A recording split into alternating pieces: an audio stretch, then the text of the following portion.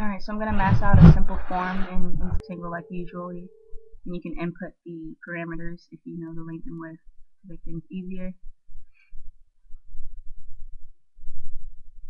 And you can adjust it as you see fit. Rotate it, I guess, holding the left mouse down. You can extrude it similar to like SketchUp. And then the next thing you have to do is make sure that you set it as a part. It's kind of like components in SketchUp, otherwise everything will be made as one contiguous part. And I'm just going to make like a roof structure that this thing would supposedly support. You sketch and plan,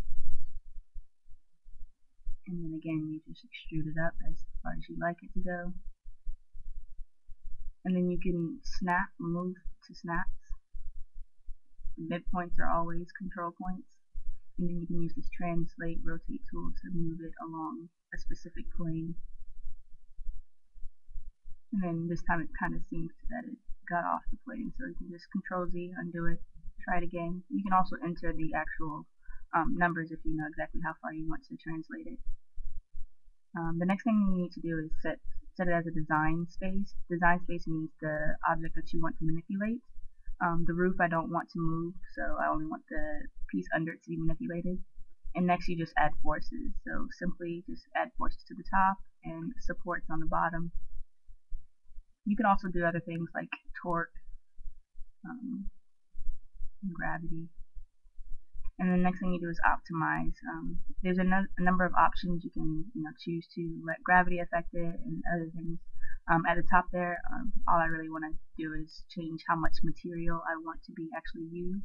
So I'm going to set this at about 20, 25, and click Run.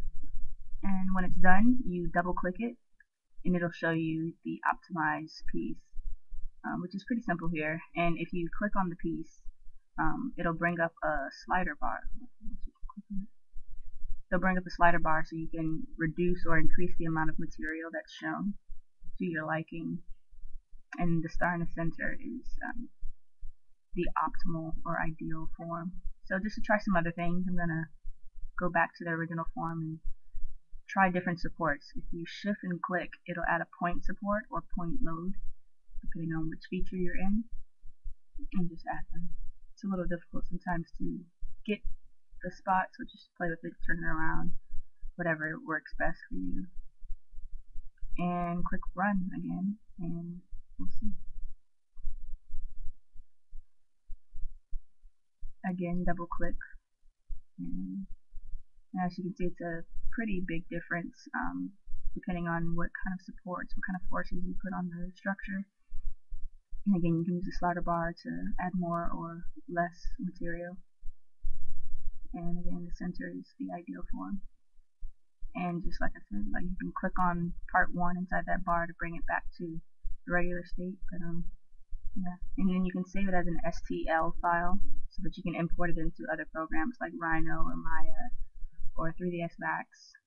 It's up to you, and you can go from there as you please. Use it just as something to draw over, or if you want to actually continue to manipulate it in a parametric modeling program, you can do that as well.